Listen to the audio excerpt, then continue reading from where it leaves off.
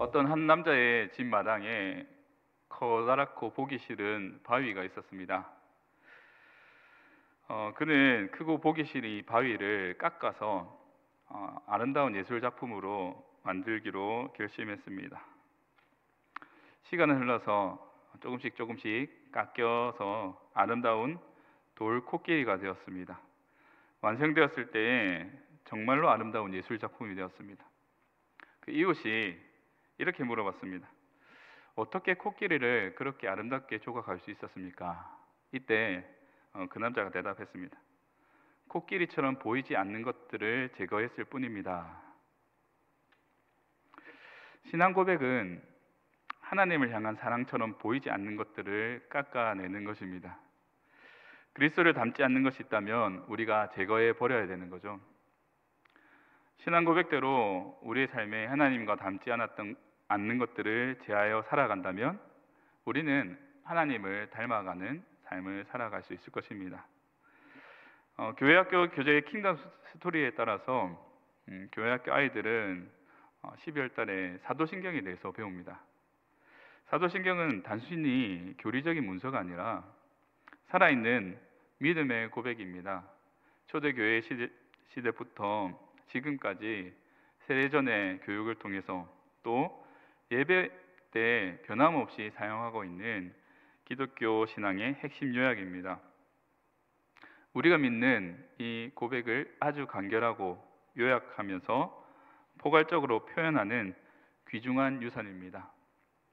사도신경은 수세기에 걸쳐서 수많은 신앙 선배들이 믿음으로 고백했던 영적인 보물입니다. 그리고 전 세계 그리스도인들이 공통 신앙 고백으로 교회의 일치와 연합을 나타내는 표지로 사용하고 있습니다.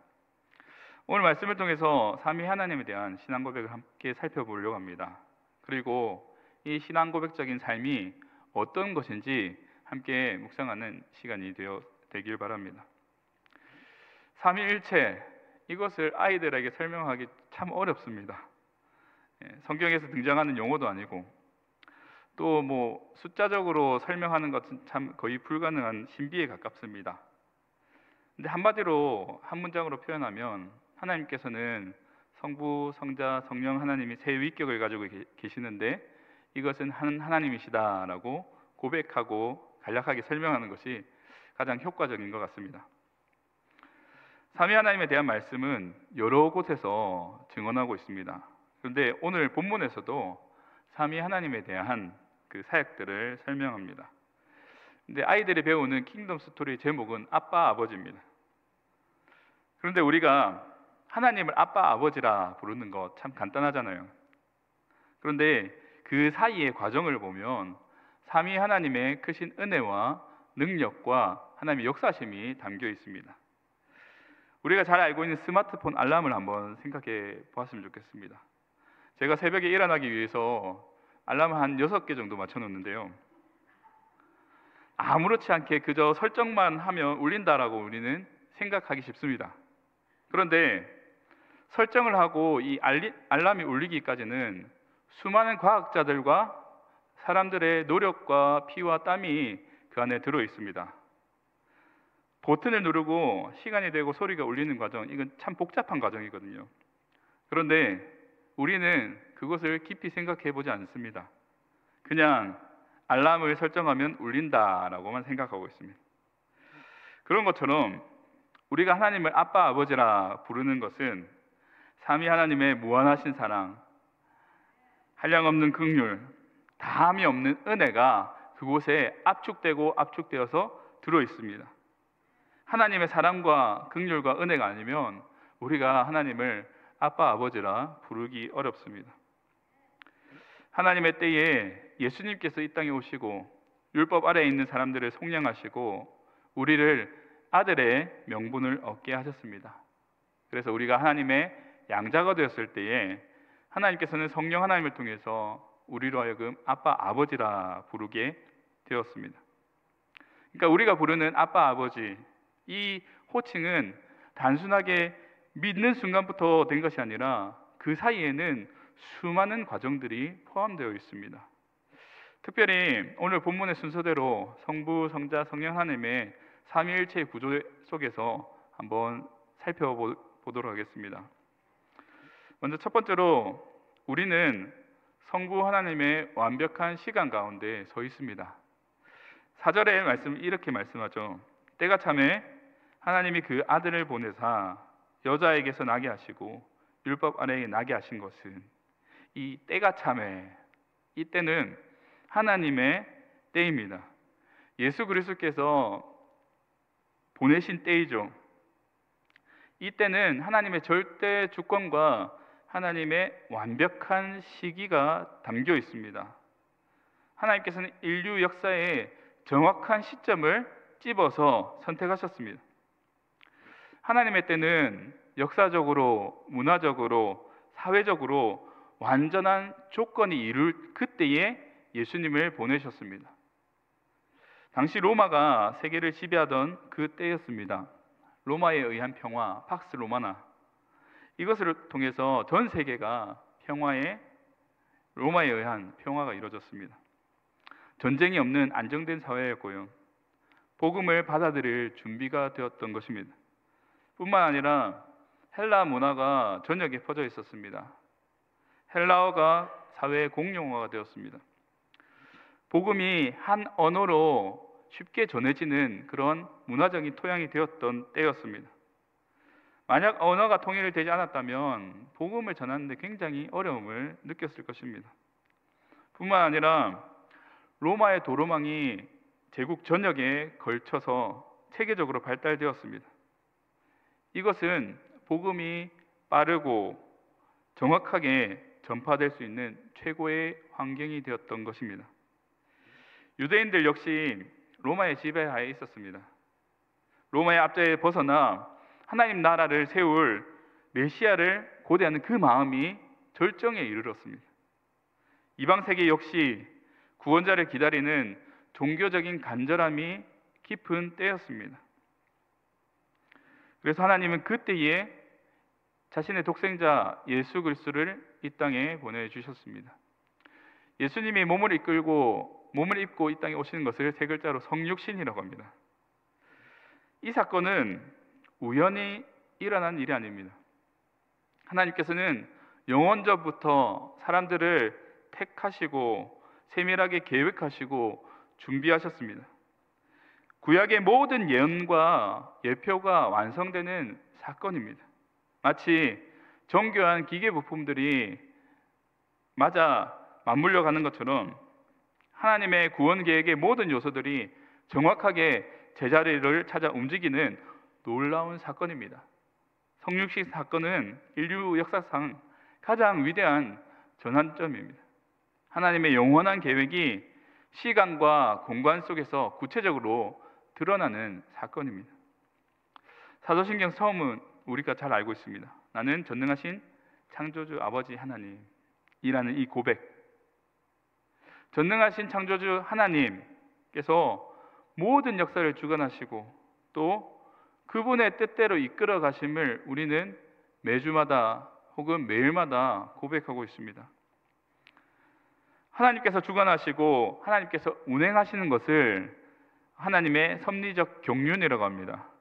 하나님의 섭리적 경륜은 세상 만물의 운행과 질서, 인간 구원의 계획 등 모든 것이 하나님의 거룩한 뜻이고 하나님의 계획이다라고 말하고 있는 것입니다.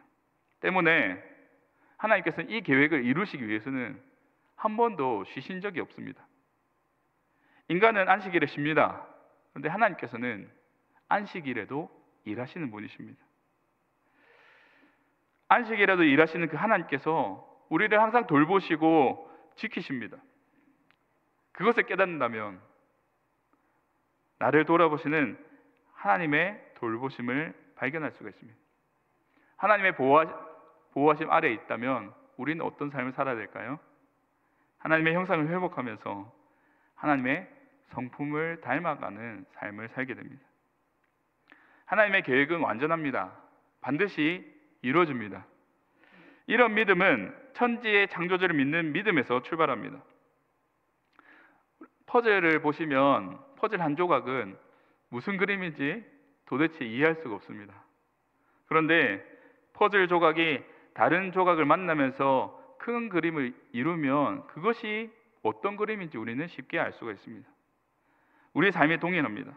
개인의 삶뿐만 아니라 교회와 세계 가운데 동일하게 적용되는 진리입니다. 우리를 향하신 하나님의 사랑과 신실하심이 증거가 됩니다.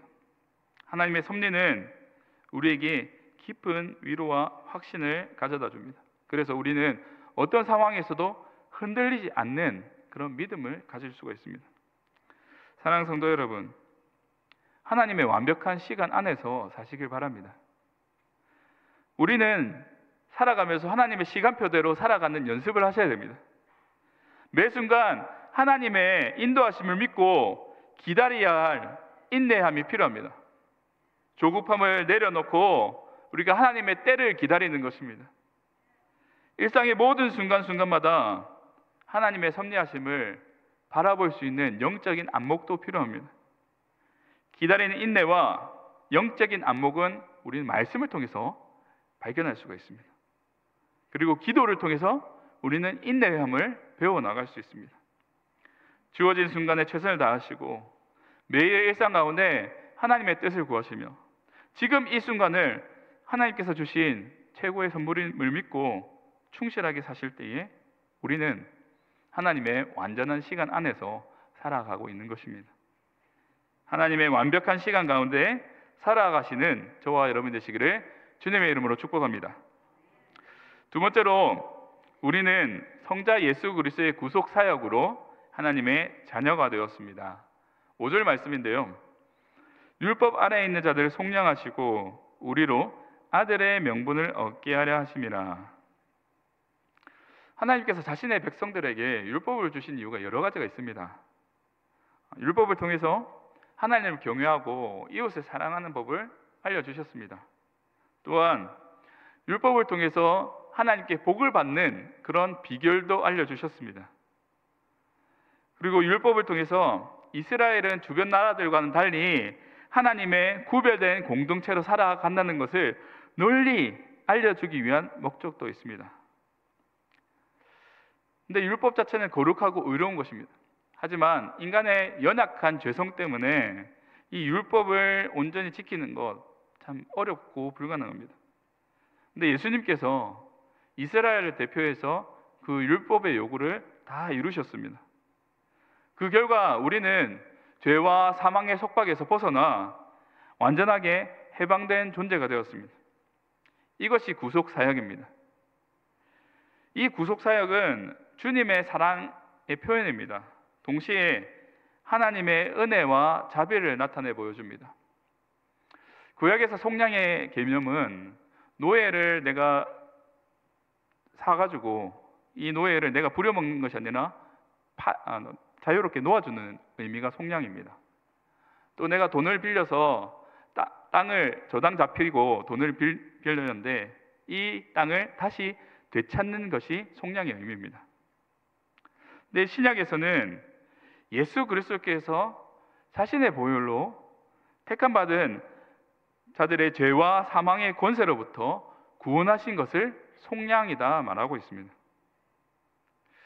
율법 아래에 있는 자들을 속량하시고 우리를 아들의 명분을 얻게 하려 하시는 이것은 하나님과의 깊은 관계 회복을 보여줍니다.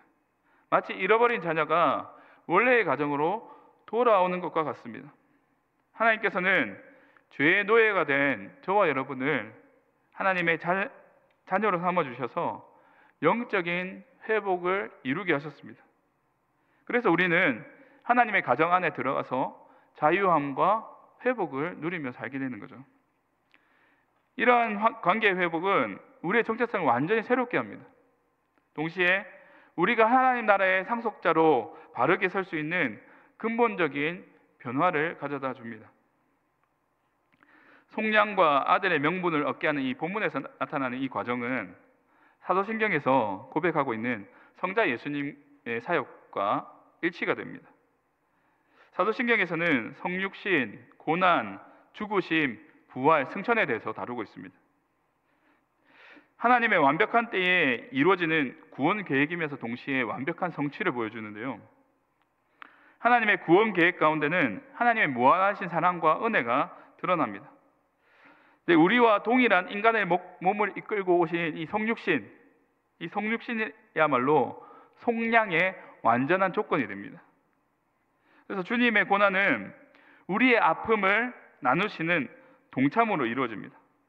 그리고 예수님의 죽으심, 이것은 최고의 희생과 사랑으로 우리를 보여주시는 겁니다.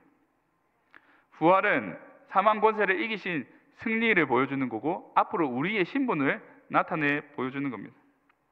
승천은 우리를 위해서 하늘에서 중보하시는 영원한 제사장의 모습을 보여줍니다. 이러한 예수님의 속량, 아들의 명분을 얻게 하는 것, 이것은 구원사역인데 역사적 사실만 머무는 것이 아닙니다. 현재를 살아가는 저와 여러분의 삶 가운데 여실하게 드러나야 하는 것입니다. 끊임없이 공급되는 생명의 생수가 우리의 삶을 적시는 것처럼 우리 역시 끊임없이 적용되어야 되는 것입니다. 이를 통해서 우리는 날마다 하나님의 자녀로서 그 특권을 누리며 삽니다. 그리고 책임을 다하며 살아가야 하는 것입니다. 사랑하는 성도 여러분, 우리는 성자 예수님의 구속 사역으로 하나님의 자녀가 되었습니다. 그렇다면 예수님의 구속 사역이 우리의 삶에 어떻게 적용될 수 있을까요? 예수님의 구원 사역은 사도신경의 주제처럼 성육신, 고난, 죽으심, 부활, 승천으로 구분하지만 이걸 두 가지로 나눠보면 낮아지심과 높아지심으로 구분해 볼 수가 있습니다. 낮아지심은 성육신, 고난, 죽으심입니다. 높아지심은 부활과 승천의 사역입니다. 예수님께서 성육신하시고 고난받으시고 죽으신 사역에 대한 이 택한 자들을 위한 사역인데요, 관계적으로 볼 때 이 사역은 타인을 위한 사역으로 볼 수가 있습니다. 예수님께서 인간의 몸을 입고 오신 이 성육신을 우리가 어떻게 적용해 볼 수 있을까요? 우리가 다른 사람의 몸을 입고 태어나지 않는 이상 불가능합니다. 그러면 내가 그 사람의 마음을 품어주는 겁니다. 내가 그 사람의 입장에서 한번 생각해 봐주는 겁니다. 생각을 넘어서 그 사람이 가지고 있는 감정이 어떠한 감정인지 내가 동일하게 느끼는 것입니다. 그리고 그 사람을 위해서 내가 섬김의 자리로 나아가는 것입니다. 내 시간과 내 물질과 내 노력을 다 쏟아부어서 상대방을 섬겨보는 겁니다. 의견이 부딪히면 잠시 내 고집을 꺾어보는 것입니다. 이것이 주님의 낮아지심 사역에 함께 내가 동참하는 사역입니다. 높아지심의 사역은 부활과 승천입니다. 이것은 예수님과 하나님과의 관계성에 대한 사역입니다. 하나님의 영광을 드러내는 사역입니다. 그러면 우리는 어떻게 하나님의 영광을 드러낼 수 있을까요? 엄밀히 따지면 하나님께서는 이미 영광스러운 분이시기 때문에 내가 영광을 돌린다고 영광스러운 분이시고, 내가 영광을 돌리지 않는다고 해서 영광스럽지 않는 분이 아닙니다. 마치 제가 송도 바닷가에 바닷물이 마를까봐 저희 집 물을 떠다서 송도 바닷가에 부어주는 모습과 똑같은 거죠. 내가 하나님의 영광을 위해서 산다고 할 때 이것은 부활의 능력으로 사는 삶입니다. 삶의 두려움 가운데 있을 때 이 두려움을 믿음으로 극복하는 것입니다. 새롭게 받은 생명으로 거룩한 삶을 추구하며 살아가는 것입니다. 영생의 소망 가운데 지금의 삶을 살아가는 겁니다. 그리스도의 제자의 삶으로 끊임없이 말씀을 배워야 합니다. 주님과 동행함으로 영적인 성장이 일어나야 되고, 주님의 사랑으로 다른 사람을 그리스도의 사랑으로 베풀면서 살아가는 것이 주님의 높아지신 사역에 함께 동참하는 사역입니다. 예수 그리스도의 구속받은 사람답게 낮아지심과 높아지시는 그 삶을 살아가실 수 있는 저와 여러분 되시기를 주님의 이름으로 축복합니다. 마지막 세 번째로, 우리는 성령님의 역사로 하나님을 아빠 아버지라 부르게 되었습니다. 6절 말씀인데요. 너희가 아들이므로 하나님이 그 아들의 영을 우리 마음 가운데 보내사 아빠 아버지라 부르게 하셨느니라. 성령님께서 우리 안에 거하시면서 하나님과 친밀한 관계를 맺게 해주십니다.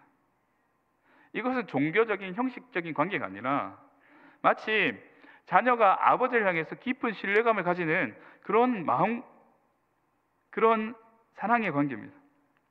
본문에서 아빠라는 이 단어는 아람어입니다. 우리나라 말로 아빠 동일하죠. 근데 우리나라의 아빠는 친근함의 표현입니다. 아람어 역시 이제 아빠를 친근한 표현으로 사용하지만 친근한 표현 플러스 존경의 의미가 담겨져 있습니다.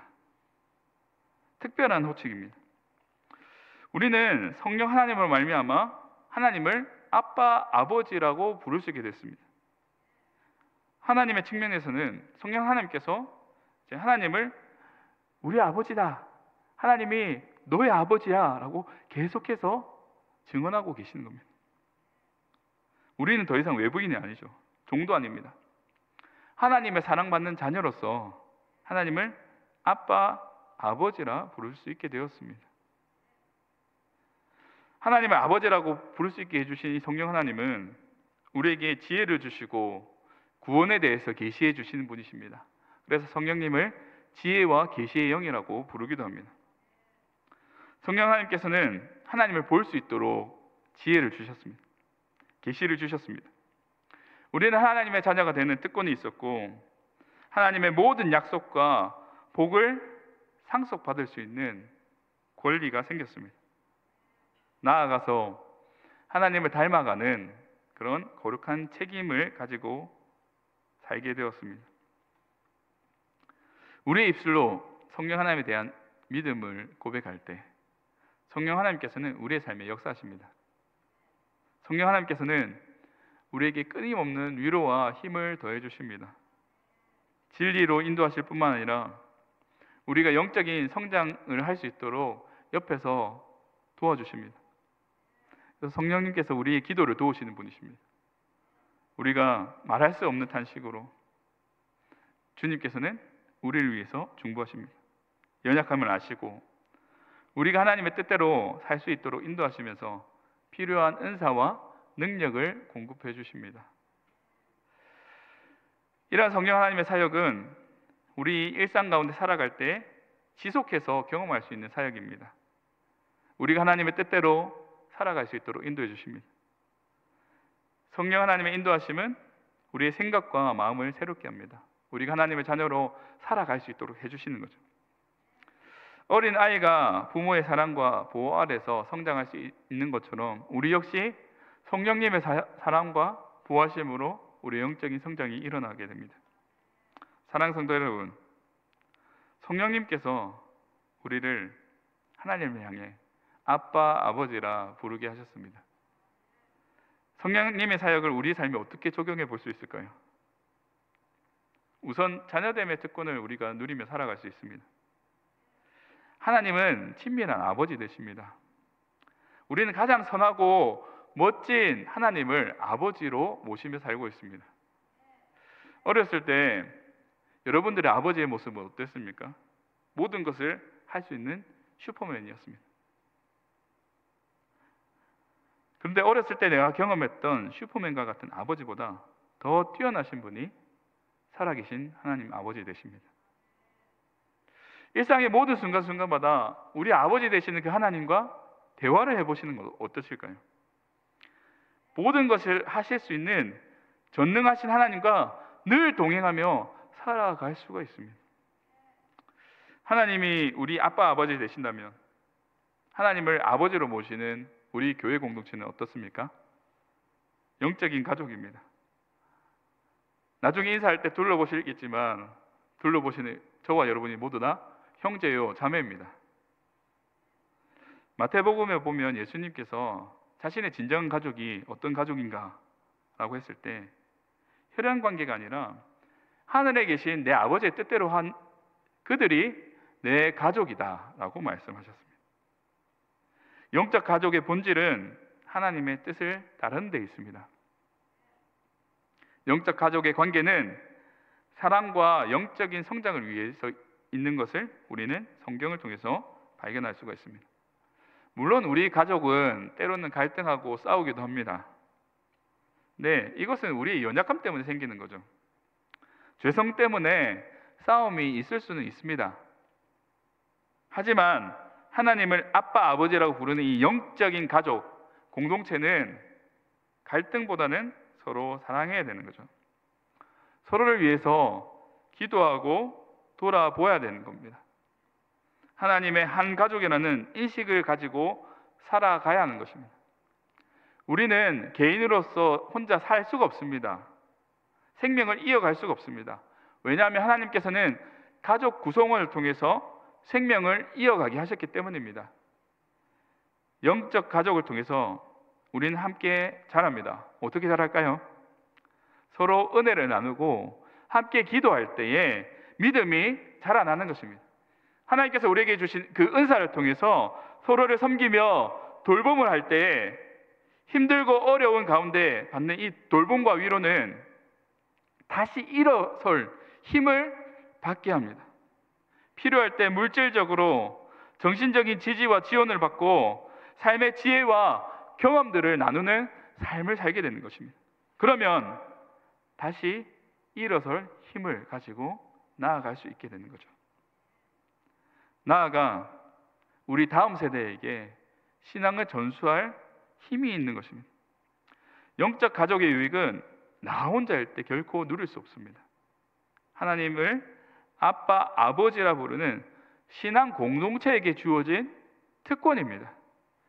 영적인 공동체, 가족인 우리 교회 안에서 사랑과 신앙의 성장을 누리실 수 있는 저와 여러분 되시기를 주님의 이름으로 축복합니다. 사랑하는 성도 여러분, 하나님께서 하셨습니다. 오늘 본문은 삼위 하나님께서 보여주시는 이 믿음의 본질적인 가치를 보여줍니다. 아버지 하나님의 그 때에 예수님께서는 이 땅에 오셨고 성령님께서 우리에게 임하실 때 우리는 하나님을 아빠, 아버지라 부르는 이 고백, 우리의 삶에 어떤 변화와 영향을 끼치는지 함께 말씀 묵상해 보았습니다. 삼위 하나님에 대한 이 고백, 이것은 예배 시간에 단순히 한 순서로서 습관적인 고백에 그치는 것이 아닙니다. 오히려 우리의 일상 가운데 매 순간 고백된 그 고백대로 살아가야 되는 살아있는 고백입니다. 우리의 삶에 깊이 영향을 끼치는 안내자의 역할을 하는 것이 신앙 고백입니다. 우리는 하나님의 완벽한 시간에 살아가고 있습니다. 하나님의 인도하심으로 하나님을 다스리시는 그 다스림 인정하며 주님의 자녀로 기쁜 마음으로 살아가시기를 바랍니다. 하나님께서 주시는 이 자유와 평안함, 이것은 단순히 감정적인 표현이 아닙니다. 내가 하나님의 시간 안에 살고 있다는 그 사실을 인정하고 고백할 때 누리며 살아갈 수 있는 하나님께서 주시는 복입니다. 우리의 삶을 변화시키고 일상적인 삶의 모든 순간 가운데 의미와 목적을 부여하는 은혜의 체험이 될 수가 있습니다. 우리의 고백을 일상 속에 드러내시길 바랍니다. 예수님의 낮아지심의 사역처럼 우리의 삶에서 모든 영역에, 가정과 직장에, 그리고 사람과의 관계 속에서 타인을 먼저 생각하고 배려해 주셨으면 좋겠습니다. 내가 손해가 있더라도 주님께서 나를 위해서 성육신해서 이 땅에 오셨잖아요. 주님께서 나를 위해서 고난받으시고 십자가에 죽으셨잖아요. 그것처럼 나 역시 내 고집을 꺾고 나를 죽여서 다른 사람을 위한 그런 삶을 사시기를 바랍니다. 예수님의 높아지시는 그 사역처럼 새 생명을 끊임없이 공급받아서 내 삶의 두려움을 이기시고 세상의 조류에 휩쓸리지 말고 거룩함으로 이웃을 사랑으로 섬기는 그 삶을 사시기를 바랍니다. 매일 크고 작은 선택과 행동, 그 하나하나를 통해서 하나님께서 기뻐하시는 그 삶을 추구하면서 동시에 우리의 주어진 모든 관계 가운데 예수님의 사랑을 실천하며 사셔야 합니다. 그것이 그리스도의 빛을 비추며 사시는 삶입니다. 우리는 하나님을 아빠, 아버지라 부릅니다. 그리고 우리 주변에 계신 저와 여러분은 그리스도의 형제요, 자매요, 영적인 가족 공동체입니다. 우리의 신앙 공동체 안에서, 가족 안에서 하나님의 무조건적인 사랑이 드러나야 할 것입니다. 하나님의 은혜가 구체적으로 나타나야 할 것입니다. 봉사와 섬김을 통해서 우리 안에 거하시는 성령 하나님의 주어진 그 은사로 다른 사람을 하나님의 사랑으로 실천하며 섬겨 나가는 것입니다. 우리의 모든 관계 속에서 예수 그리스도의 겸손과 온유함을 본받아 서로 낮게 여기며 섬기는 삶을 살아야 합니다. 우리의 삶의 모든 순간이 하나님께 드리는 살아있는 예배가 되길 바랍니다. 세상 가운데 하나님의 영광을 드러내는 거룩한 도구로서 살아가시기를 축복합니다. 주일, 수요일, 예배 시간에만 한정되는 것이 아니라 모든 일상 가운데 하나님을 향한 살아있는 예배가 되시길 바랍니다. 그리고 우리를 통해서 하나님의 은혜와 사랑이 세상 가운데 풍성하게 흘러넘치기를 주님의 이름으로 축복합니다.